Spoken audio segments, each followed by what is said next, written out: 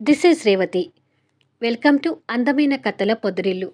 నా తనువున ప్రాణం నీకై. Episode number 262.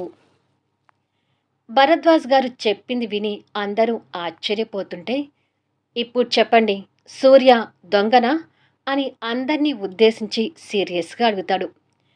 ఎవరికి నోట మాట రాలేకపోతుంటుంది. ఇక పరశురాం జెస్సీ మొహాలో అయితే రక్తపు చుక్క కనిపించదు. సూర్య దొంగ అని మాట్లాడిన వాళ్ళ వైపు కళ్యాణ్ కూడా సీరియస్గా చూస్తుంటాడు. సూర్య నిజంగా డబ్బు దొంగిలించే దొంగే అయితే నా డబ్బు నాకు జాగ్రత్తగా ఎందుకు తీసుకొచ్చి ఇచ్చేవాడు అని సూర్య దొంగ అంటూ మాట్లాడిన వాళ్ళని ప్రశ్నిస్తుంటాడు భరద్వాజ్ గారు. వాళ్ళల్లో వాళ్ళే గుసగుసలాడుతూ సూర్య గురించి పొరపాటుగా అనుకున్నట్టుగా ఉంది అని అనుకుంటారు. నిజంగానే సూర్య నిజాయితీవంతుడు. అదే అన్ని కోట్ల డబ్బు మనకు దొరికితే ఇంకోలా ఆలోచించేవాళ్ళం అని అనుకుంటారు వాళ్ళల్లో వాళ్ళు. వాళ్ళ మాటలు విని జెస్సీ, పరశురాం నిరాశగా మొహాలు చూసుకుంటారు. సూర్య నిజాయితీ విని పిఏ రవికాంత్ అర్థం కానట్టుగా పరశురాం వైపు చూస్తుంటాడు. తిరిగి భరద్వాజ్ గారు మాట్లాడుతూ, మీరందరూ చెప్పుడు మాటలు విని సూర్యాని దొంగ అనుకున్నారు. ఉద్యోగం కోసం వస్తే కాదు పో అన్నారు. కానీ సూర్య ఎంత నిజాయితీవంతుడో చెప్పడానికి మా భార్యాభర్తలమే సాక్ష్యం. బిఎల్ గ్రూప్ ఆఫ్ ఇండస్ట్రీస్లో బి అంటే భరద్వాజ్, ఎల్ అంటే లక్ష్మి. ఈ కంపెనీ పేరుని నేను చాలా ఇష్టంగా పెట్టుకున్నాను. అంతే ఇష్టంగా ఈ కంపెనీని ఇంటర్నేషనల్ లెవెల్లో డెవలప్ చేసుకుంటూ వచ్చాను. ఆల్రెడీ ఇండియాలో నేను పెట్టుబడి పెట్టి లాస్ అయ్యాను. అలాంటప్పుడు ఇంకొకసారి ఇక్కడ కంపెనీ పెట్టేటప్పుడు నేను 10 విధాలుగా ఆలోచించను అని ఎందుకు అనుకుంటున్నారు? ఒక కంపెనీని డెవలప్ చేసే తెలివితేటలు సూర్యాలో ఉన్నాయని చెప్పడానికి జెస్సీ గ్రూప్ ఆఫ్ ఇండస్ట్రీస్లో సూర్య ఉన్నప్పుడు ఆ కంపెనీ గ్రోత్ని చూడండి. సూర్య వెళ్ళాక ఆ కంపెనీ పరిస్థితిని చూడండి అంటాడు. అప్పటికే పరశురాం కంపెనీ పరిస్థితి అందరికీ తెలిసింది కాబట్టి అందరూ ఆలోచనలో పడతారు. నేను కూడా మాట్లాడతాను, మైక్ ఇవ్వండి అంటుంది లక్ష్మి గారు. భరద్వాజ్ గారు తనకి మైక్ ఇవ్వగాని లక్ష్మి గారు మాట్లాడుతూ, నా భర్త ప్రాణాలు కాపాడిన సూర్య ఒక మేనేజింగ్ డైరెక్టర్ కాదు, మా కొడుకు కూడా. ఒకవేళ మాకు పిల్లలు ఉంటే మా తర్వాత మా కంపెనీ బాధ్యతలు మా పిల్లలు తీసుకునేవాళ్ళు. అలా సూర్య ఇప్పుడు మా కంపెనీ బాధ్యతలు తీసుకుంటున్నాడు. ఒక సంస్థను డెవలప్ చేసే తెలివితేటలు సూర్య దగ్గర ఉన్నాయి కాబట్టి నా భర్త అన్నీ ఆలోచించే ఈ నిర్ణయం తీసుకున్నాడు. మీరు ఈ కంపెనీలో షేర్ హోల్డర్స్గా జాయిన్ అవుతారా లేదా అనేది పూర్తిగా మీ ఇష్టం. కానీ ఈ కంపెనీకి సూర్య అనే మేనేజింగ్ డైరెక్టర్. ఇది ఫైనల్. అంతేకాదు, మీకు ఇంకొక విషయం కూడా చెప్పాలి అని అనబోతుండగా మేనేజింగ్ డైరెక్టర్ కావాలనుకున్న తన కళ నాశనమైనందుకు జెస్సీ పగపడుతూ ఇంకా ఏదో సాధించాలనే ఉద్దేశంతో మాట్లాడుతూ, తొందరపడకండి లక్ష్మి గారు. సూర్య మీ డబ్బు మీకు తీసుకొచ్చి ఇచ్చినందుకు అతను మీకు నిజాయితీవంతుడు అయ్యాడేమో, కానీ సూర్య వైఫ్ పచ్చి దొంగ. మా కంపెనీలో డబ్బు దొంగిలిస్తూ సీసీ కెమెరాల ముందు రెడ్ హ్యాండెడ్గా పట్టుబడింది. ఒక దొంగకి మొగుడైన సూర్యని మేనేజింగ్ డైరెక్టర్ చేయడం ఎంతవరకు సమంజసం అని అడుగుతుంది. అవును, దీనికేం ఆన్సర్ చేస్తారు అని అడుగుతాడు పరశురాం. అంతమందిలో తనని దొంగ అని మాట్లాడుతున్నందుకు క్రాంతికి పరువు పోతున్నట్టుగా అనిపిస్తుంటే తన మాటలకి డయాస్ మీద ఉన్న సూర్య కోపంగా పిడికిలి బిగిస్తుంటాడు. అదే కోపం కళ్యాణ్, మైథిలిలో కూడా కనిపిస్తూ కల్లెర చేసి వాళ్ళ వైపు చూస్తుంటారు. ఈ మనిషికి అసలు బుద్ధి రాదట్టుంది అంటూ మోహన్ కూడా కోప్పడుతుంటాడు. పాపం, తోటి ఆడపిల్లని కూడా చూడకుండా అందరి ముందు క్రాంతి గురించి అలా మాట్లాడుతుందేంటి అంటూ ఆర్య కూడా చిరాకు పడుతుంటాడు. క్రాంతి కూడా నిర్దోషి అని ఇక్కడే నిరూపణ అయితే బాగుండు అంటుంది సాక్షి. కానీ ఒక్క శ్రేయ మాత్రం జెస్సీ స్నేహితురాలు అనుకుంటుంది కాబట్టి అక్కడ జరిగింది మౌనంగా చూస్తుంటుంది. ఈ దొంగ మొహంది నా ప్రిన్సెస్ వెంట పడిందేంటి అని అనుకొని ఈశ్వర్ కూడా తిట్టుకుంటాడు. అందరూ క్రాంతిని ఐడెంటిఫై చేస్తూ తన వైపు చూస్తుంటే తనకి ఇంకా గిల్టీగా అనిపిస్తూ కళ్ళల్లో నీళ్లు తిరుగుతుంటాయి. క్రాంతి అంటూ పక్కనున్న బాను తన్ని సముదాయిస్తున్నట్టుగా పట్టుకుంటుంది. జెస్సీ మాటలకు క్రాంతి వైపు చూసిన అందరూ మళ్ళీ ప్రశ్నార్థకంగా భరద్వాజ్ వైపు చూస్తుంటారు. ఏదో చెప్పాలనుకున్న లక్ష్మి గారు జెస్సీ మాటలతో ఆగిపోయి భర్త వైపు చూస్తుంటే భరద్వాజ్ గారు మైక్ తీసుకొని, ఇక్కడ నేను కొత్తగా కంపెనీ ఎస్టాబ్లిషన్ చేస్తున్నాను కాబట్టి ఈ కంపెనీకి నేను మేనేజింగ్ డైరెక్టర్ పోస్టునే కాదు, జనరల్ మేనేజర్ పోస్టు కూడా ఒకేసారి అనౌన్స్ చేయాలని నిర్ణయించుకున్నాము. ఆ విషయమే నా భార్య చెప్పబోతుంటే మధ్యలో ఈ జెస్సీ అడ్డుపడింది అంటారు. అవునా? జనరల్ మేనేజర్ పోస్ట్‌ని కూడా తీసుకుంటున్నారా? అది కూడా ఇప్పుడేనా? మరి ఆ పోస్ట్‌కి ఎవరిని తీసుకోబోతున్నారు? అని అందరూ వాళ్ళలో వాళ్ళు ప్రశ్నలు వేసుకుంటారు. నేను క్రాంతి గురించి అడుగుతుంటే, ఇతనేంటి నాన్న జనరల్ మేనేజర్ పోస్ట్ గురించి మాట్లాడుతున్నాడు అంటుంది జెస్సీ. నాకు అదే అర్థం కావట్లేదు. బహుశా జనరల్ మేనేజర్‌గానైనా నిన్ను నియమిస్తాడేమో చూద్దాం అని ఆశాభావం వ్యక్తం చేస్తాడు పరశురాం. ఆ మాటతో జెస్సీ కాస్త ఆసక్తికరంగా చూస్తుంటుంది. జనరల్ మేనేజర్ అనౌన్స్ గురించి సూర్యకి కూడా తెలియదు కాబట్టి వారి మాటలను కాస్త ఆశ్చర్యంగానే వింటున్నాడు. తిరిగి భరద్వాజ్ గారు ఆ విషయం గురించి మాట్లాడుతూ, బిఎల్ గ్రూప్ ఆఫ్ ఇండస్ట్రీస్కి capability person managing director Surya అయితే జనరల్ మేనేజర్గా శ్రీమతి క్రాంతిని నియమిస్తున్నాను అని అనౌన్స్ చేస్తాడు. అప్పటి వరకు గిల్టీ భావంతో ఉన్న క్రాంతి అది విని షాక్ అవుతూ చూస్తుంటుంది. ఆ విషయం ఒక్క కళ్యాణ్కి తప్ప సూర్యకి కూడా తెలియదు కాబట్టి సూర్య కూడా షాక్ అవుతూ క్రాంతి వైపు చూస్తుంటే, ఏంటిది అన్నట్టుగా క్రాంతి షాకింగ్లోనే కళ్ళతో అడుగుతుంది. నాకు కూడా ఏమీ తెలీదు అన్నట్టుగా సూర్య షాక్లోనే తల ఊపి చెప్తాడు.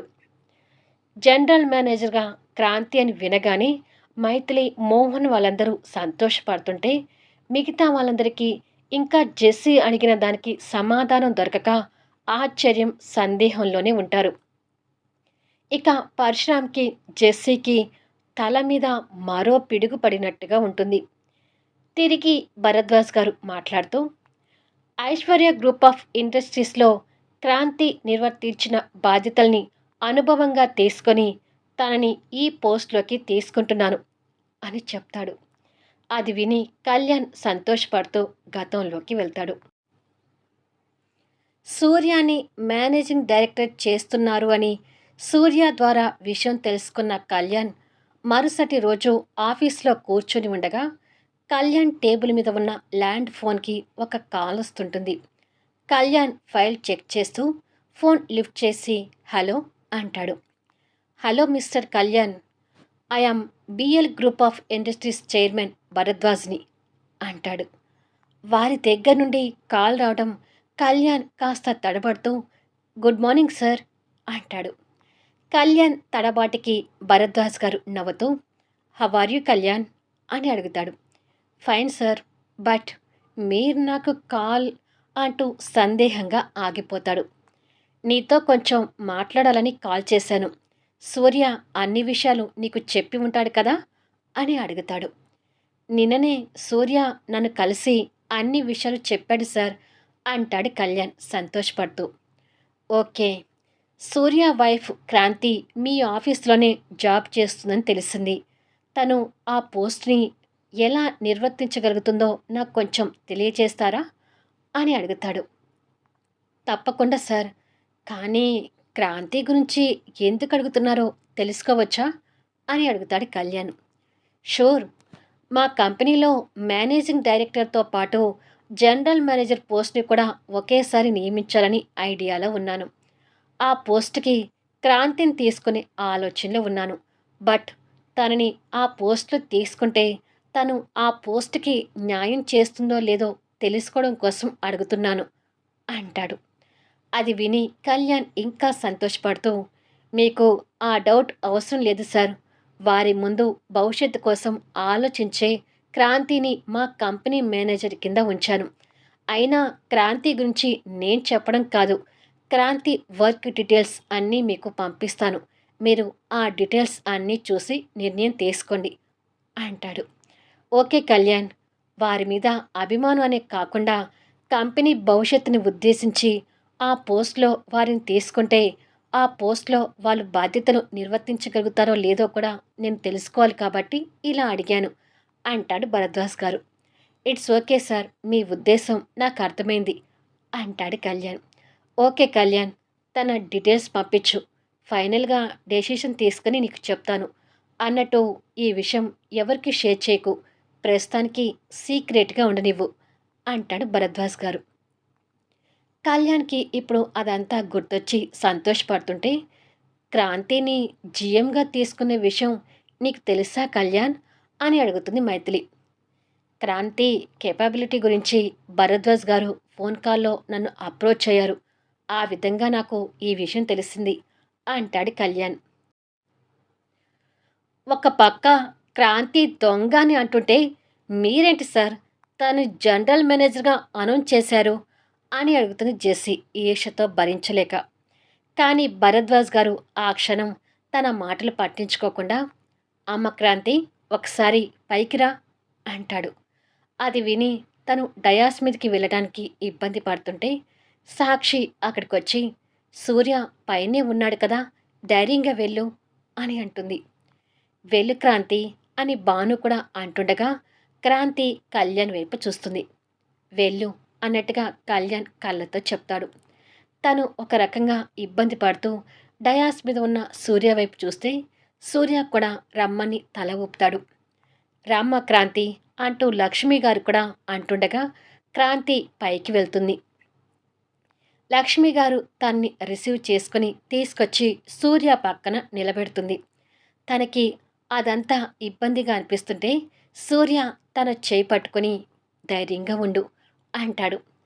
జెస్సీ అదంతా చూసి భరించలేకపోతుంటుంది. తన కళ్ళు చింతనిప్పులా పేలిపోతుంటాయి.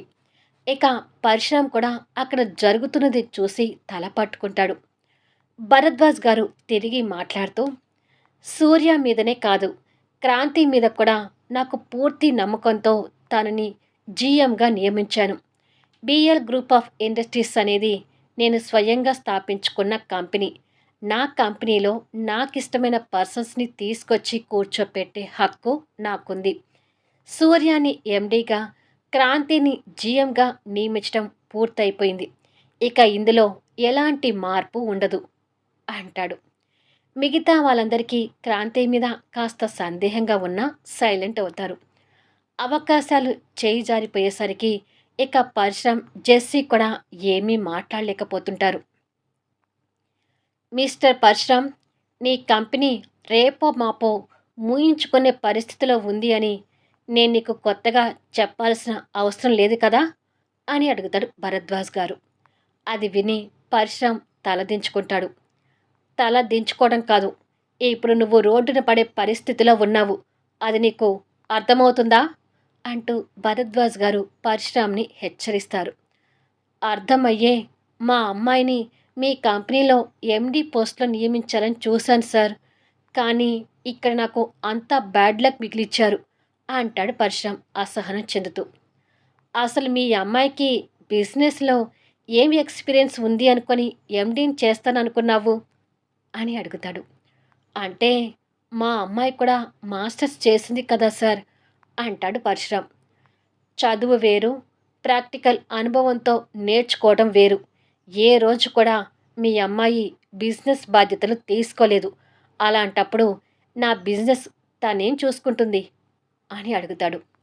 తండ్రి కూతురు దగ్గర సమాధానం లేకపోతుంటే అందరూ వాళ్ళిద్దరి వైపు చూస్తుంటారు. అయినా సరే నీ కూతురికి ఒక్క అవకాశం ఇస్తున్నాను. ఆ అవకాశాన్ని మీరు సద్వినియోగం చేసుకుంటే మీ అమ్మాయికి కాస్త ఫ్యూచర్ ఉంటుంది. లేదంటే మీ ఇష్టం అంటాడు. ఏంటి సార్ అది అంటూ ఇద్దరు క్యూరియాసిటీతో అడుగుతారు.